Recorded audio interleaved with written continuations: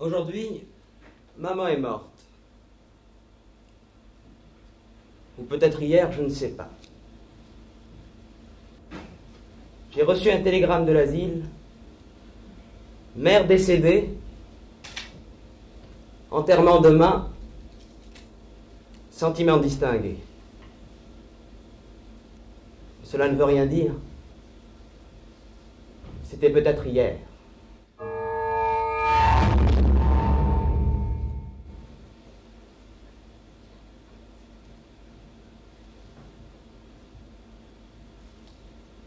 Même sur un banc d'accusés, il est toujours intéressant d'entendre parler de soi.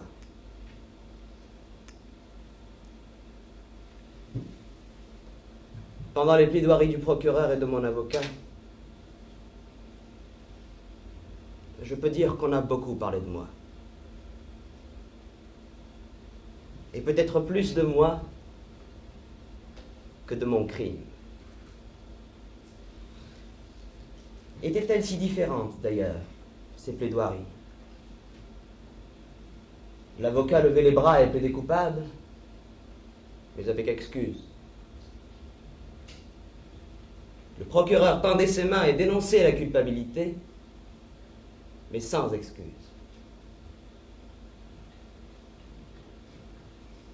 Une chose pourtant me gênait vaguement. Malgré mes préoccupations, j'étais parfois tenté d'intervenir, et mon avocat me disait alors « Taisez-vous, cela vaut mieux pour votre affaire ». En quelque sorte, on avait l'air de traiter cette affaire en dehors de moi. Tout se déroulait sans mon intervention. Mon sort se réglait sans qu'on prenne mon avis. De temps en temps, j'avais envie d'interrompre tout le monde et de dire « Mais tout de même, qui est l'accusé? C'est important d'être l'accusé. Et j'ai quelque chose à dire. »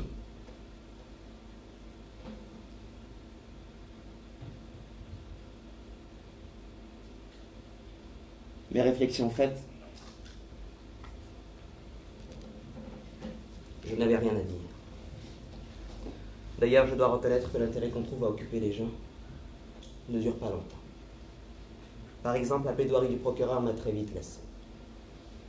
Ce sont seulement des gestes, des fragments ou des tirades entières, mais détachées de l'ensemble qui m'ont frappé ou ont éveillé mon intérêt. Le fond de sa pensée, si j'ai bien compris, c'est que j'avais prémédité mon crime. Du moins, il a essayé de le démontrer. Comme il le disait lui-même, « J'en ferai la preuve, messieurs. Et je la ferai doublement. Sous l'aveuglante clarté des faits, d'abord, et ensuite, dans l'éclairage sombre que me fournira la psychologie de cette âme criminelle. »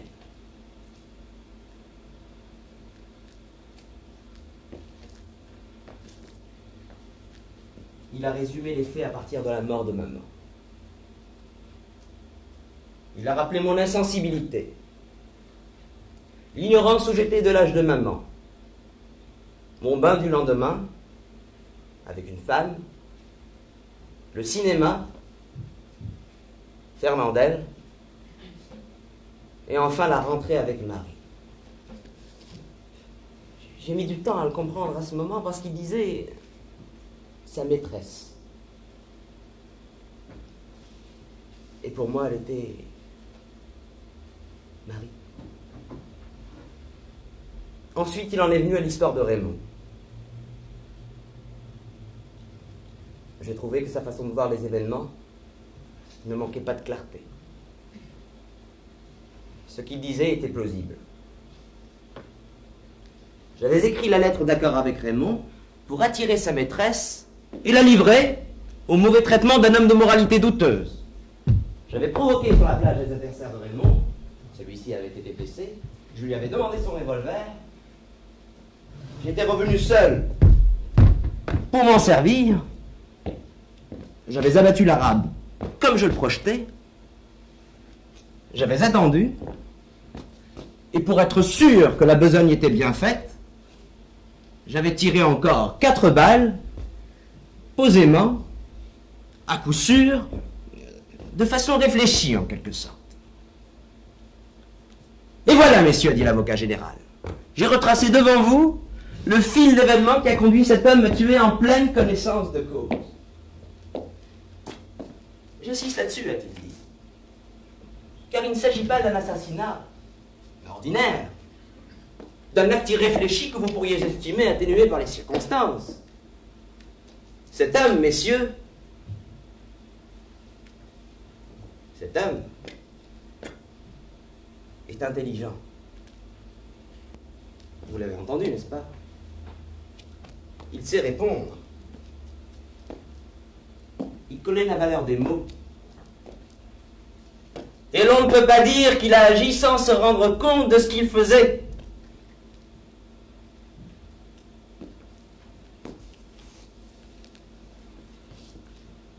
Moi, j'écoutais et j'entendais qu'on me jugeait intelligent.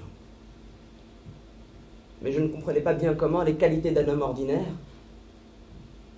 pouvaient devenir des charges écrasantes contre un coupable. Du moins, c'était cela qui me frappait. Et je n'ai plus écouté le procureur jusqu'au moment où je l'ai entendu dire: a-t-il seulement exprimé des regrets? Jamais, messieurs. Pas une seule fois, au cours de l'instruction, cet homme n'a paru ému de son abominable forfait.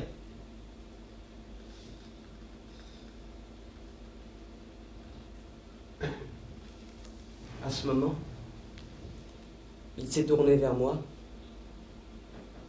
et a continué à m'accabler sans qu'en réalité je comprenne bien pourquoi.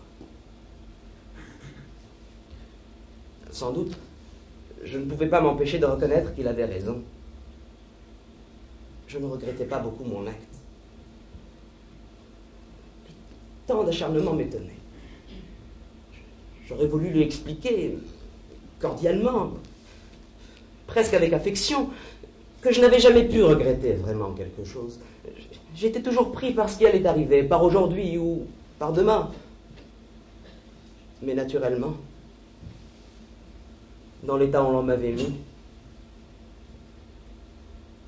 je ne pouvais parler à personne sur ce temps. Je n'avais pas le droit de me montrer affectueux, d'avoir de la bonne volonté. Et j'ai essayé d'écouter encore, parce que le procureur s'est mis à parler de mon âme. Il disait qu'il s'était penché sur elle et qu'il n'avait rien trouvé, messieurs les jurés. Il disait qu'à la vérité, je n'en avais point d'âme, et que rien d'humain, et pas un des principes moraux qui gardent le cœur des hommes ne m'était accessible. Sans doute, ajoutait-il, nous ne saurions le lui reprocher. Ce qui ne saurait acquérir, nous ne pouvons nous plaindre qu'il en manque. Mais quand il s'agit de cette cour, la vertu toute négative de la tolérance doit se muer en celle moins facile, mais plus élevée, de la justice. Surtout lorsque le vide du cœur, tel qu'on le découvre chez cet homme, devient un gouffre où la société peut succomber. C'est alors qu'il a parlé de mon attitude envers maman. Il a répété ce qu'il avait dit pendant les débats, mais il a été beaucoup plus long que lorsqu'il parlait de mon crime. Si long même, que finalement, je n'ai plus senti que la chaleur de cette matinée. Jusqu'au moment, du moins, où l'avocat général s'est arrêté. Et après un moment de silence, a repris d'une voix très basse et très pénétrée. Cette même cour, messieurs, va juger demain le plus abominable des forfaits, le meurtre d'un père. Selon lui, l'imagination reculait devant cet atroce attentat. Il osait espérer que la justice des hommes punirait sans faiblesse. Mais il ne craignait pas de le dire. l'horreur que lui inspirait ce crime, le cédait presque devant celle qu'il ressentait devant mon insensibilité. Toujours selon lui, un homme qui tuait moralement sa mère se retranchait de la société, au même titre que celui qui portait une main meurtrière sur l'auteur de ses jours. Dans tous les cas, le premier préparait les actes du second. Il les annonçait en quelque sorte, et il les légitimait. J'en suis persuadé, messieurs, a-t-il ajouté en élevant la voix, vous ne trouverez pas ma pensée trop audacieuse si je dis que l'homme qui est assis sur ce banc est coupable aussi du meurtre que cette cour devra juger demain. Il doit être puni en conséquence. Ici, le procureur a essuyé son visage brillant de sueur. Il a dit enfin que son devoir était douloureux, mais qu'il l'accomplirait fermement. Il a déclaré que je n'avais rien à faire avec une société dont je méconnaissais les règles les plus essentielles, et que je ne pouvais pas en appeler à ce cœur humain dont j'ignorais les réactions élémentaires.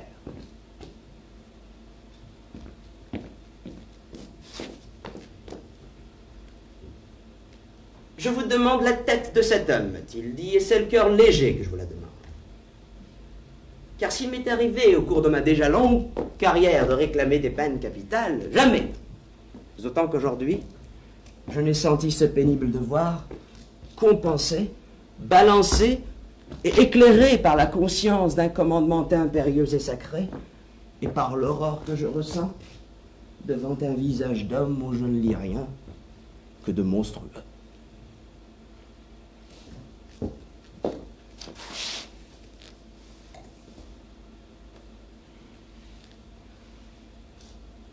Quand le procureur s'est rassis, il y a eu un moment de silence assez long. Moi, j'étais étourdi de chaleur et d'étonnement. Le président a toussé un peu, et sur un ton très bas, il m'a demandé si je n'avais rien à ajouter. Je me suis levé,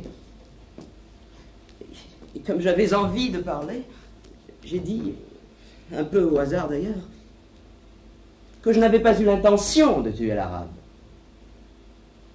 Le président a répondu que c'était une affirmation, que jusqu'ici il saisissait mal mon système de défense, et qu'il serait heureux, avant d'entendre mon avocat, de me faire préciser les motifs qui avaient inspiré mon acte.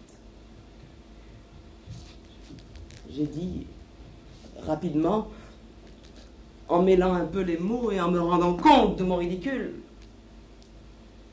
que c'était à cause du soleil. Il y a eu des rires dans la salle. Mon avocat a haussé les épaules, et tout de suite après on lui a donné la parole. Mais il a déclaré qu'il était tard, qu'il en avait pour plusieurs heures, et qu'il demandait le renvoi à l'après-midi. La cour y a consenti. L'après-midi, les grands ventilateurs brassaient toujours l'air épais de la salle, et les petits éventails multicolores des jurés s'agitaient tous dans le même sens. La plaidoirie de mon avocat me semblait ne devoir jamais finir. À un moment donné, cependant, je l'ai écouté parce qu'il disait « il est vrai que j'ai tué ». Puis il a continué sur ce ton, disant « je » chaque fois qu'il parlait de moi. J'étais très étonné. Je me suis penché vers un gendarme et je lui ai demandé pourquoi. Il m'a dit de me taire. Et après un moment, il a ajouté « tous les avocats font ça ». Moi, j'ai pensé que c'était m'écarter encore de l'affaire, me réduire à zéro et en un certain sens, se substituer à moi. Mais je crois que j'étais déjà très loin de cette salle d'audience. D'ailleurs, mon avocat m'a semblé ridicule. Il a plaidé la provocation très rapidement, puis lui aussi a parlé de mon âme. Mais il m'a paru qu'il avait beaucoup moins de talent que le procureur. Moi aussi, a-t-il dit, je me suis penché sur cette âme. Mais contrairement à l'éminent représentant du ministère public, j'ai trouvé quelque chose. Et je puis dire que j'y ai lu à livre ouvert. Il y avait lu que j'étais un honnête homme, un travailleur régulier, infatigable, fidèle à la maison qu'il m'employait, aimé de tous et compatissant aux misères d'autrui. Pour lui, j'étais un fils modèle qui avait soutenu sa mère aussi longtemps qu'il l'avait pu. Finalement, j'avais espéré qu'une maison de retraite donnerait à la vieille femme le confort que mes moyens ne me permettaient pas de lui procurer. Seulement, il n'a pas parlé de l'enterrement, et j'ai senti que cela manquait dans sa plaidoirie. Mais à cause de toutes ces longues phrases, de toutes ces journées et ces heures interminables pendant lesquelles on avait parlé de mon âme, j'ai eu l'impression que tout devenait comme une incolore où je trouvais le vertige. À la fin, je me souviens seulement que de la rue et à travers tout l'espace des salles et des prétoires, pendant que mon avocat continuait à parler, la trompette d'un marchand de glace a résonné jusqu'à moi. J'ai été assailli des souvenirs d'une vie qui ne m'appartenait plus, mais où j'avais trouvé les plus pauvres et les plus tenaces de mes jours. Des odeurs d'été, le quartier que j'aimais, un certain ciel du soir, le rire et les robes de Marie. Tout ce que je faisais d'imiter dans ce lieu m'est alors remonté à la gorge, et je n'ai qu'une hâte, c'est qu'on en finisse et que je retrouve ma cellule avec le sommeil. C'est à peine si j'ai entendu mon avocat s'écrier pour finir que les jurés ne voudraient pas envoyer à la mort un travailleur honnête perdu par une minute d'égarement et demander les circonstances atténuantes pour un crime dont je traînais déjà comme le plus sûr de mes châtiments, le remords éternel. La cour a suspendu l'audience et l'avocat s'est assis d'un air épuisé. Mais ses collègues sont venus vers lui pour lui serrer la main. J'ai entendu « Magnifique, mon cher !» L'un d'eux m'a même pris à témoin. « Hein, m'a-t-il dit ?» J'ai acquiescé. Mais mon compliment n'était pas bien sincère, parce que j'étais trop fatigué. Pourtant, l'heure déclinait au dehors et la chaleur était moins forte. Aux quelques bruits de rue que j'entendais, je devinais la douceur du soir. Nous étions là, tous, à attendre. Et ce qu'ensemble nous attendions ne concernait que moi. J'ai encore regardé la salle. Tout était dans le même état que le premier jour. J'ai rencontré le regard du journaliste à la veste grise. Cela m'a donné à penser que je n'avais pas cherché Marie du regard pendant tout le procès. Je ne l'avais pas oubliée, mais j'avais trop à faire. Je l'ai vue, entre Céleste et Raymond. Elle m'a fait un petit signe, comme si elle disait « enfin ». Et j'ai vu son visage un peu anxieux, qui souriait. Mais je sentais mon cœur fermé. Et je n'ai même pas pu répondre à son sourire. La cour est revenue. Très vite, on a lu au jury une série de questions. J'ai entendu coupable de meurtre, provocation, circonstances atténuantes. Les jurés sont sortis et l'on m'a emmené dans la petite pièce où j'avais déjà attendu. Mon avocat est venu me rejoindre. Il était très volubile et m'a parlé avec plus de confiance et de cordialité qu'il ne l'avait jamais fait. Il pensait que tout irait bien et que je m'en tirerais avec quelques années de prison ou de bail. Je lui ai demandé s'il y avait des chances de cassation en cas de jugement défavorable. Il m'a dit que non. Sa tactique avait été de ne pas déposer de conclusion pour ne pas indisposer le jury. Il m'a expliqué qu'on ne cassait pas un jugement comme cela, pour rien. Cela m'a paru évident. Et je me suis rendu à ses raisons.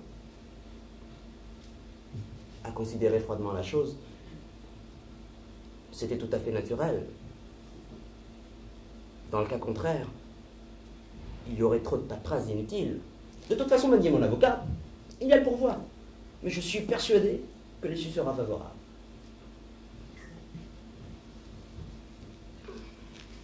Nous avons attendu très longtemps.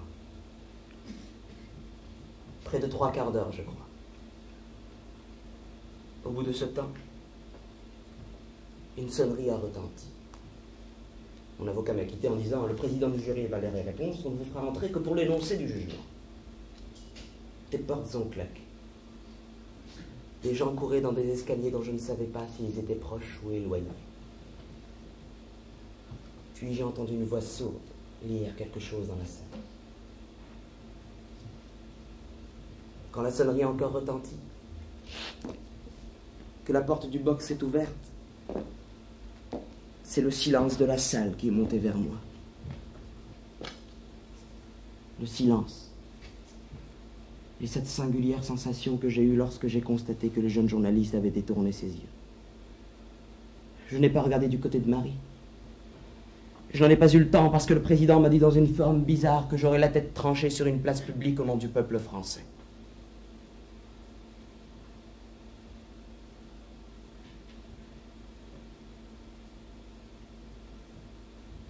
Il m'a semblé alors reconnaître le sentiment que je lisais sur tous les visages. Je crois bien que c'était de la considération.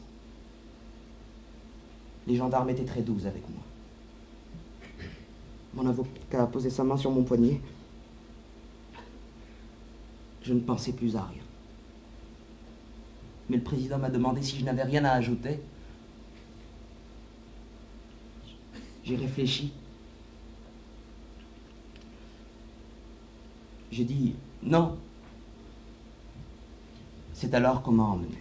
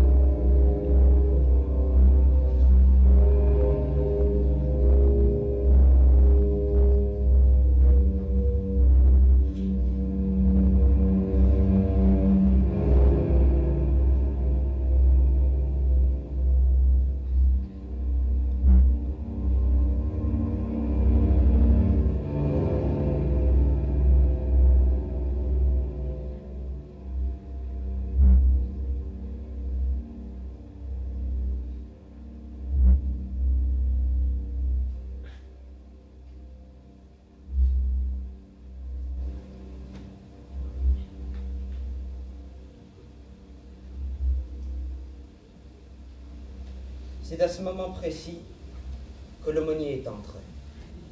Quand je l'ai vu, j'ai eu un petit tremblement. Il s'en est aperçu et m'a dit de ne pas avoir peur. Je lui ai dit qu'il venait d'habitude à un autre moment. Il m'a répondu que c'était une visite toute amicale, qu'il n'avait rien à voir avec mon pourvoi, dont il ne savait rien. Il s'est assis sur ma couchette et m'a invité à me mettre près de lui. J'ai refusé. Je lui trouvais tout de même un air très doux. Mais il a enlevé brusquement la tête et m'a regardé en face. « Pourquoi, m'a-t-il dit, refusez-vous mes visites ?» J'ai répondu que je ne croyais pas en Dieu. Il a voulu savoir si j'en étais bien sûr, et j'ai dit que je n'avais pas à me le demander. Cela me paraissait une question sans importance. Il s'est renversé en arrière et s'est adossé au mur, les mains à plat sur les cuisses. Presque sans avoir l'air de me parler, il a observé qu'on se croyait sûr quelquefois, et en réalité, on ne l'était pas. Je ne disais rien. Il m'a regardé et m'a interrogé. « Qu'en pensez-vous » J'ai répondu que c'était possible. En tout cas, je n'étais peut-être pas sûr de ce qui m'intéressait réellement, mais j'étais tout à fait sûr de ce qui ne m'intéressait pas. Et justement, ce dont il me parlait ne m'intéressait pas. Il a détourné ses yeux, et toujours sans changer de position, m'a demandé si je ne parlais pas ainsi par excès de désespoir. Je lui ai expliqué que je n'étais pas désespéré. J'avais seulement peur, c'était bien naturel. Dieu vous aiderait alors, a-t-il remarqué. Tous ceux que j'ai connus dans votre cas se retournaient vers lui. J'ai reconnu que c'était leur droit. Cela prouvait aussi qu'ils en avaient le temps. Quant à moi, je ne voulais pas qu'on m'aidât, et justement, le temps me manquait pour m'intéresser à ce qui ne m'intéressait pas. À ce moment, ses mains eurent une laisse d'agacement. Mais il s'est redressé et a arrangé les plis de sa robe. Quand il a eu fini, il s'est adressé à moi en m'appelant mon ami. S'il me parlait ainsi, ce n'était pas parce que j'étais condamné à mort. À son avis, nous étions tous condamnés à mort. Mais je l'ai interrompu en lui disant que ce n'était pas la même chose et que d'ailleurs ce ne pouvait être en aucun cas une consolation. Certes, a-t-il approuvé, mais vous mourrez plus tard si vous ne mourrez pas aujourd'hui. La même question se posera alors. Comment aborderez-vous cette terrible épreuve? J'ai répondu que je l'aborderai exactement comme je l'abordais dans ce moment. Il s'est levé à ce mot et m'a regardé droit dans les yeux. C'est un jeu que je connaissais bien. Je m'en amusais souvent avec Emmanuel ou Céleste, et en général, ils détournaient leurs yeux. L'aumônier aussi connaissait bien ce jeu, je l'ai tout de suite compris. Son regard ne tremblait pas. Et sa voix non plus n'a pas tremblé quand il m'a dit « N'avez-vous donc aucun espoir? Et vivez-vous avec la pensée que vous allez mourir tout entier ?» Oui, ai-je répondu. Alors il a baissé la tête et s'est rassis. Il m'a dit qu'il me plaignait. Il jugeait cela impossible à supporter pour un homme. Moi, j'ai seulement senti qu'il commençait à m'ennuyer. Je me suis détourné à mon tour et je suis allé sous la lucarne. Je m'appuyais de l'épaule contre le mur. Sans bien le suivre, j'ai entendu qu'il recommençait à m'interroger. Il parlait d'une voix inquiète et pressante. J'ai compris qu'il était ému. Et je l'ai mieux écouté. Il me disait sa certitude que mon pouvoir serait accepté. Mais je portais le poids d'un péché dont il fallait me débarrasser. Selon lui, la justice des hommes n'était rien, et la justice de Dieu, tout. J'ai remarqué que c'était la première qui m'avait condamné. Il m'a répondu qu'elle n'avait pas pour autant lavé mon péché. Je lui ai dit que je ne savais pas ce qu'était un péché. On m'avait seulement appris que j'étais un coupable. J'étais coupable, je payais, on ne pouvait rien me demander de plus. Vous vous trompez, mon fils. On pourrait vous demander plus. On vous le demandera peut-être. Et quoi donc? On pourrait vous demander de voir. Voir quoi? Le prêtre a regardé tout autour de lui et a répondu d'une voix que j'ai trouvée soudain très lasse. Toutes ces pierres suent la douleur, je le sais. Je ne les ai jamais regardées sans angoisse. Mais du fond du cœur, je sais que les plus misérables d'entre vous ont vu sortir de leur obscurité un visage divin. C'est ce visage qu'on vous demande de voir. Je me suis un peu animé. J'ai dit qu'il y avait des mois que je regardais ces murailles. Il n'y avait rien, ni personne, que je connusse mieux au monde. Ah, peut-être, il y a bien longtemps, il avait cherché un visage. Mais ce visage avait la couleur du soleil et la flamme du désir. C'était celui de Marie. Je l'avais cherché en vain, maintenant c'était fini. Et dans tous les cas, je n'avais rien vu sortir de cette sueur de pierre. L'aumônier m'a regardé avec une sorte de tristesse.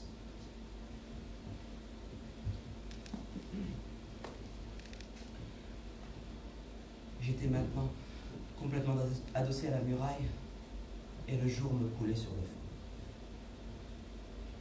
Il a dit quelques mots que je n'ai pas entendus et m'a demandé très vite si je lui permettais de m'embrasser. Non, ai-je répondu.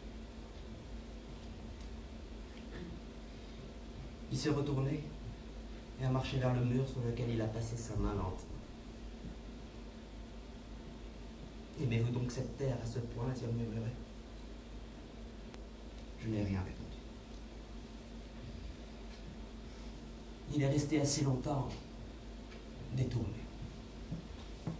Sa présence me pesait et m'agaçait.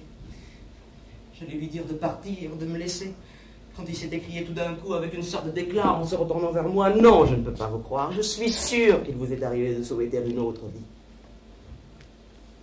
Je lui ai répondu que naturellement. Mais cela n'avait pas plus d'importance que de souhaiter d'être riche, de nager très vite ou d'avoir une bouche mieux faite. C'était du même ordre. Et lui m'a arrêté et il voulait savoir comment je voyais cette autre vie. Alors je lui ai crié une vie où je pourrais me souvenir de celle-ci. Et aussitôt je lui ai dit que j'en avais assez. Il voulait encore me parler de Dieu. Mais je me suis avancé vers lui et j'ai tenté de lui expliquer une dernière fois qu'il me restait peu de temps. Je ne voulais pas le perdre avec Dieu. Il a essayé de changer de sujet en me demandant pourquoi je l'appelais monsieur et non pas mon père. Cela m'a énervé et je lui ai dit qu'il n'était pas mon père. Il était avec les autres. Non, mon fils, m'a-t-il dit, en mettant la main sur mon épaule. Je suis avec vous. Mais vous ne pouvez pas le savoir. Parce que vous avez un cœur aveugle. Je prierai pour vous. Alors, je ne sais pas pourquoi. Il y a quelque chose qui a crevé en moi. Je me suis mise à crier à plein gosier et je l'ai insulté et je lui ai dit de ne pas prier. Je l'avais pris par le collet de sa soutane.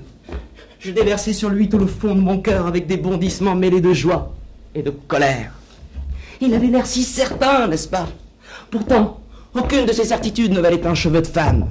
Il n'était même pas sûr d'être en vie, puisqu'il vivait comme un mort. Moi, j'avais l'air d'avoir les mains vides.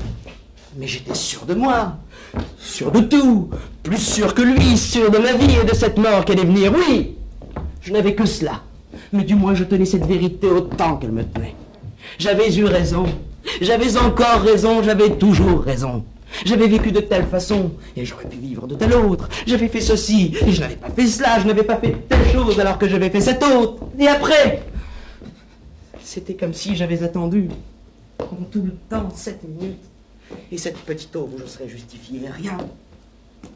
Rien n'avait d'importance. Et je savais bien pourquoi. Lui aussi savait pourquoi. Du fond de mon avenir, pendant toute cette vie absurde que j'avais menée, un souffle obscur remontait vers moi à travers des années qui n'étaient pas encore venues. Et ce souffle égalisait sur son passage tout ce qu'on me proposait alors dans les années pas plus réelles que je vivais. Comprenait-il? Que m'importait la mort des autres? L'amour d'une mère? Que m'importait son Dieu? Les vies qu'on choisit, les destins qu'on élit? Puisqu'un seul destin devait m'élire moi-même et avec moi des milliards de privilégiés qui, comme lui, se disaient mes frères. Comprenait-il donc? Comprenait... Tout le monde est des privilégiés. Il n'y avait que des privilégiés. Les autres aussi, on les condamnerait un jour. Lui aussi, on condamnerait. Qu'importait si, accusé de meurtre, il était exécuté pour n'avoir pas pleuré en l'enterrement de sa mère. Le chien de Salamano fallait autant que sa femme. La petite femme automatique était aussi coupable que la parisienne que Masson avait épousée. Que Marie, qui avait envie que je l'épouse. Qu'importait que Raymond fût mon copain, autant que Céleste qui valait mieux que lui. Qu'importait que Marie donnât aujourd'hui sa bouche à un nouveau morceau. Comprenait-il donc que tu fondes mon avenir? J'ai tout fait en criant tout ceci. Mais déjà, on m'arrachait l'aumônier des mains. Et les gardiens me menaçaient. Lui, cependant, les a calmés. Et m'a regardé un moment en silence. Il avait les yeux vers moi. Il s'est détourné. Et il a disparu.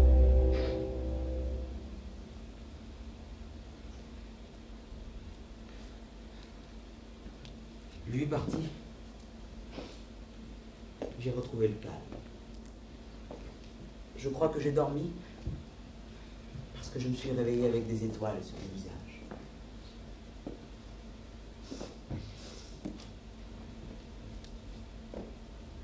Des bruits de campagne montaient jusqu'à moi. Des odeurs de nuit, de terre et de sel rafraîchissaient mes temps. la merveilleuse paix de cet été endormi entrait en moi comme une marée.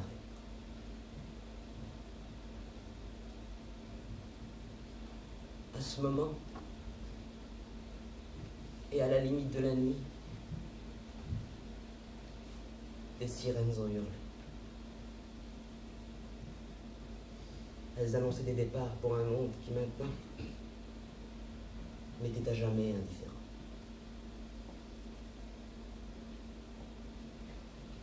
Pour la première fois depuis bien longtemps, j'ai pensé à maman. Il m'a semblé que je comprenais pourquoi, à la fin d'une vie, elle avait joué à recommencer. Là-bas aussi, autour de cet asile où des vies s'éteignaient, le soir était comme une trêve mélancolique. Si près de la mort, maman devait s'y sentir libérée et prête à tout revivre. Personne n'avait le droit de pleurer sur elle. Et moi aussi, je me suis senti prêt à tout revivre.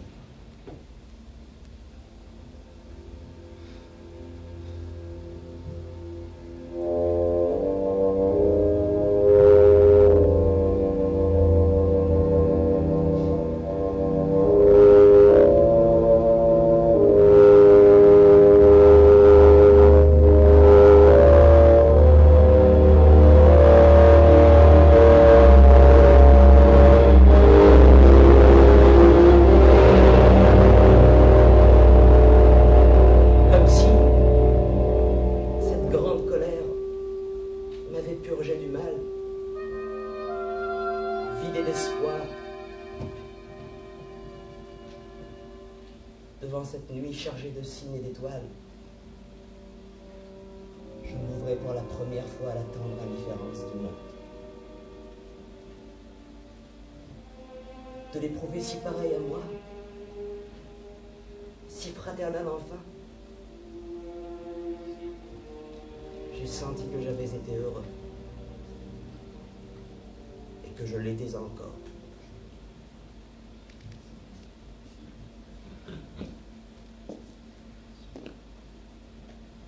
Pour que tout soit consommé,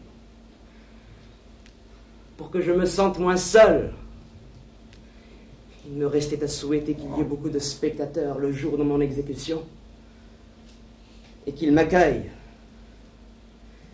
avec des cris de haine.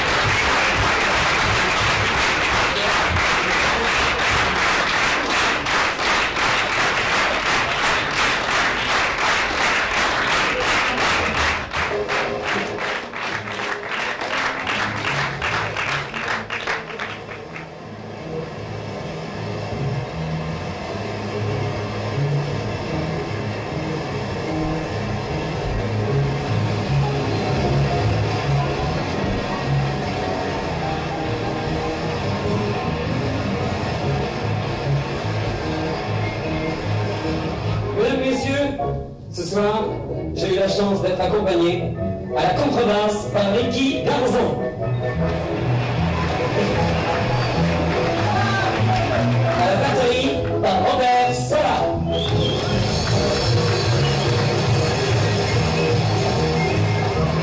À l'accordéon par Jean Corti.